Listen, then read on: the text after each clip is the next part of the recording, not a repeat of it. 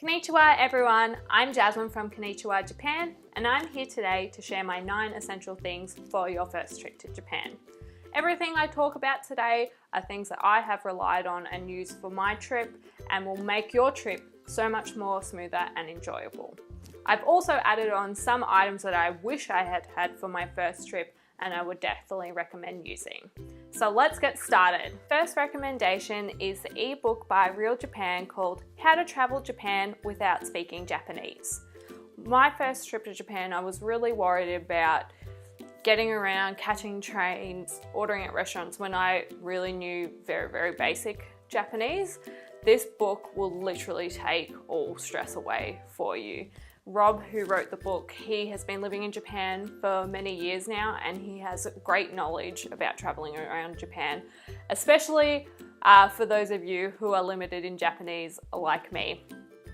One of the parts that I find really great about the ebook is he has very in-depth tips and advice for getting around. Specifically, the part that I really find valuable is how to make seat reservations on the bullet trains in Japan.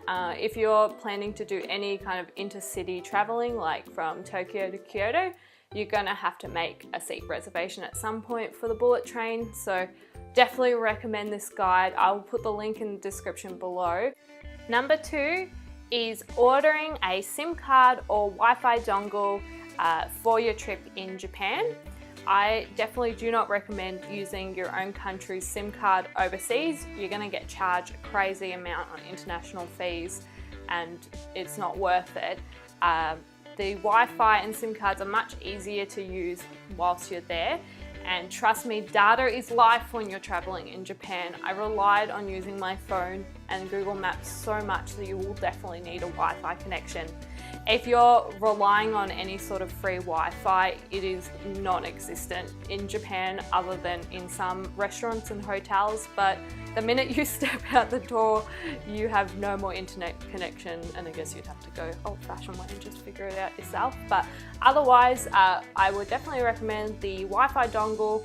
You just order it online, pick which airport you're flying into, so whether it's Tokyo or Osaka, or one of the other airports, and you just pick it up from the airport, connect to it just like any other Wi-Fi, and you are ready to go.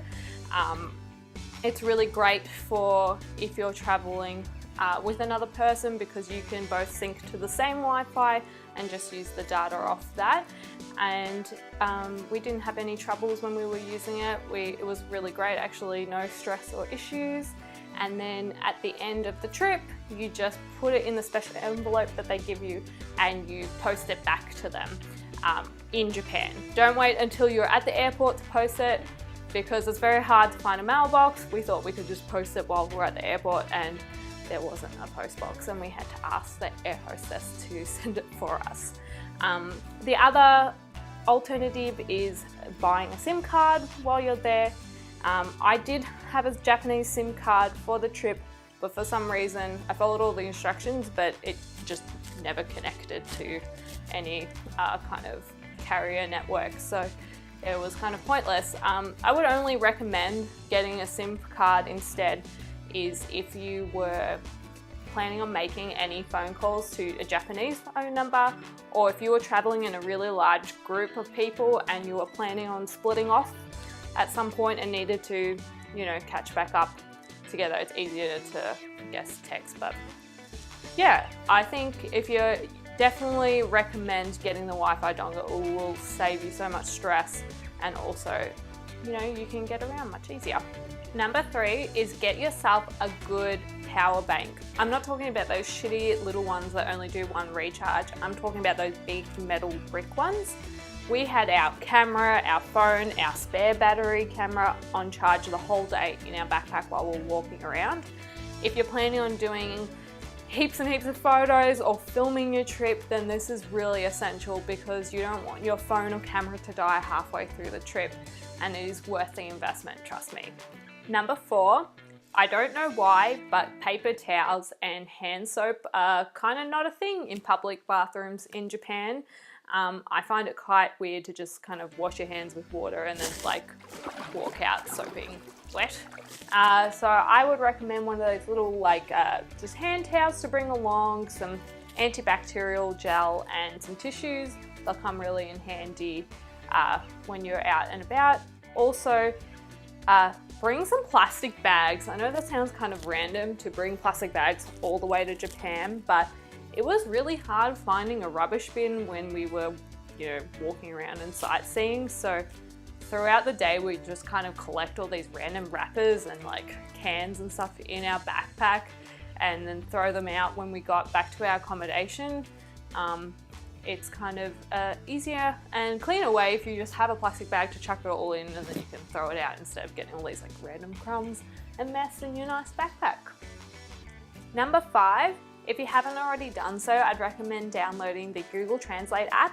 It has a great camera function in the app where basically you can live camera over things and it will automatically translate for you. This came very, very handy when we were in supermarkets and restaurants in Japan because we could just translate it there and then, and there was no issues kind of with using the app. The other app I would recommend, of course, is the classic Google Maps. This isn't just great for Japan, but anywhere you're traveling around in the world. One of the things I loved about using Google Maps when we were in Japan was that it told us the exact platform we had to go to catch our trains, which definitely takes some stress away and is very handy when you're catching so many different trains in Japan.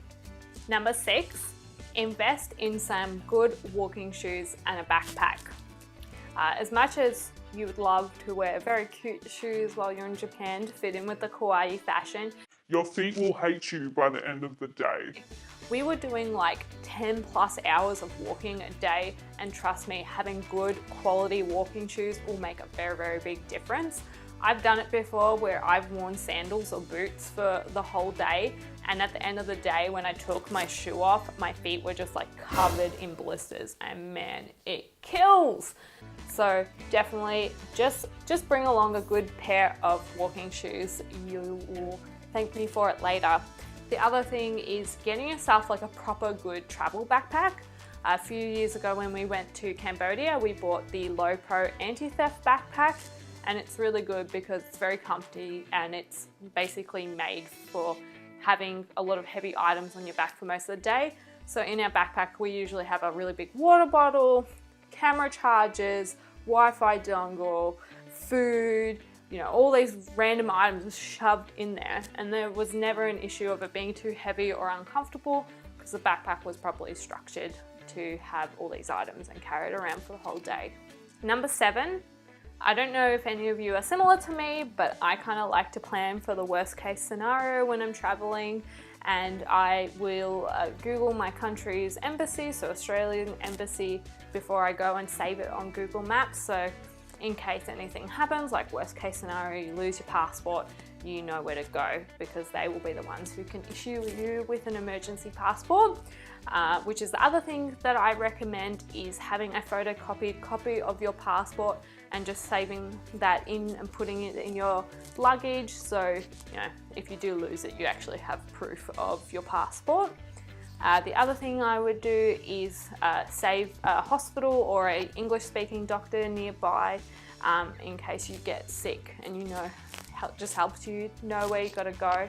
We did get sick on our trip to Japan, but luckily it was just a cold, so I just went to the pharmacy and got some medicine. But if it was anything worse, at least I would have in the back of my mind know where the nearest one was. Number 8. Decide before you go to Japan whether you're going to get a Japan Rail Pass or use local tourist passes. This is probably one of the biggest, most asked questions on the internet. Do I need a Japan Rail Pass when I'm there? And I can confirm with you, you don't need one depending on where you're traveling.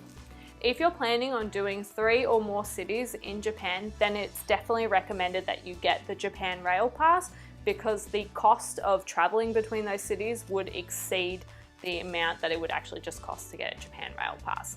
But if you're planning on only seeing, say, Tokyo or Tokyo and Kyoto, then you don't really need one because there's so many tourist passes available that are much cheaper than getting a Japan Rail Pass.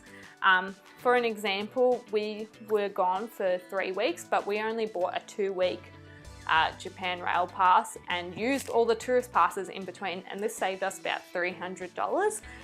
Japan has so many tourist passes available, and they usually include things like all-day travel and free entry into the main sightseeing places. This was especially so when we were in Osaka. We used so many tourist passes that it saved us a lot more money and also gave us a lot of discounted entries into places.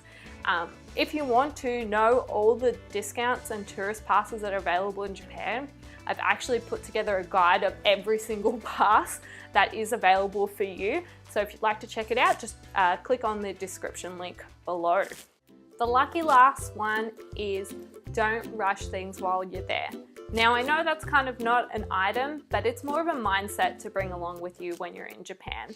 I know it's really exciting seeing all these beautiful temples and places in Japan for the first time, and it's easy to kind of just like speed through to try and see as many things as possible, but trust me, you'll regret it. I kind of did that with my first trip.